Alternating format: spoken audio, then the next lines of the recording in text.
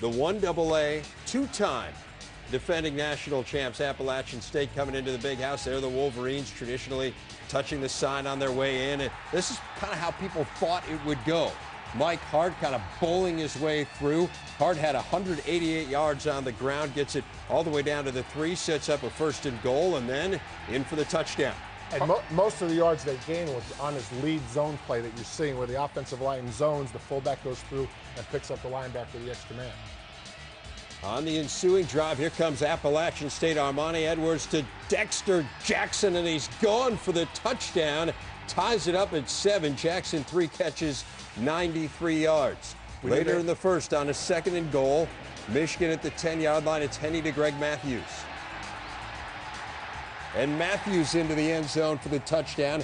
Henney was 20 of 38 for 236 yards. It's 14-7 Wolverines. But again, back comes Appalachian State. Edwards to Hans Batashan, who takes it in.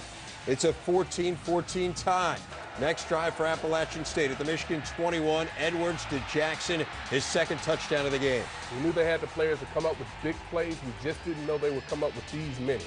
And that last touchdown was a pick play. It's a fundamental play. It looked like it caught Michigan off guard in the secondary. Now Edwards, who is so tough on the ground, scrambling, going in for the touchdown. 28-14 Appalachian State. They would lead it 28-17 at the half. Edwards, 16 carries, 57 yards in the game. Mike Hart not in the game to start the second half. No explanation to this point what was going on. Brandon Miner with the fumble. Appalachian State recovered, but they would not score. Late in the 3rd quarter, 2nd and 5, Michigan at the 11. Handoff to Hart, driving for the 1st down. Hart doing a tremendous job of really running inside the tackles, running hard, and he's really trying to make a big push to win that Heisman. Now, this is kind of what you expected to see. I mean, just kind of grinding the football in, and this was where Michigan had the most success. They missed the 2-point conversion as Henney dropped the snap. So it's still 31-26.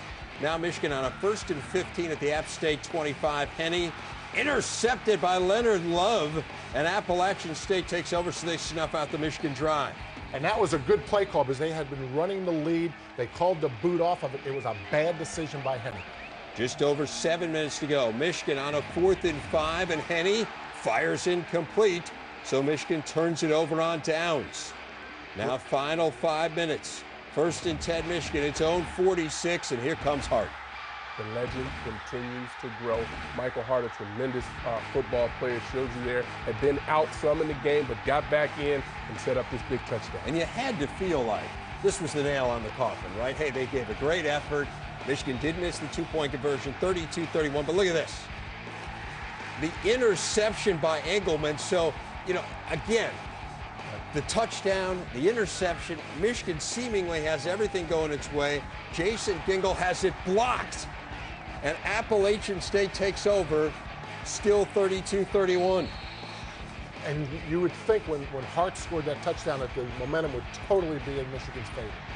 Under a minute to go. 1st and 10 Appalachian State from the 29. Coco Hillary down to the 6. Talking about Edwards coming up with big plays when he needed, against his body there, and made a huge play. But how about Michigan cutting guys loose again? The guy was wide open.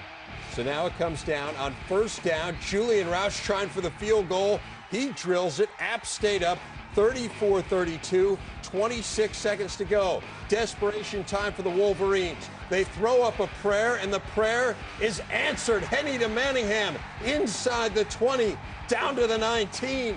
Closing seconds now. Michigan, one last chance, and it's blocked again. You always got to take that inside man when you're playing the wing. It's tough to let that guy inside just have a free run at the kicker, and they weren't able to hold up with the block. Right, the wing should step down and let the man go outside and be free, because the time the ball's kicked, it'll be clear. You never let someone go in between you and the tight end. Jerry Moore celebrating a most improbable victory, 34-32.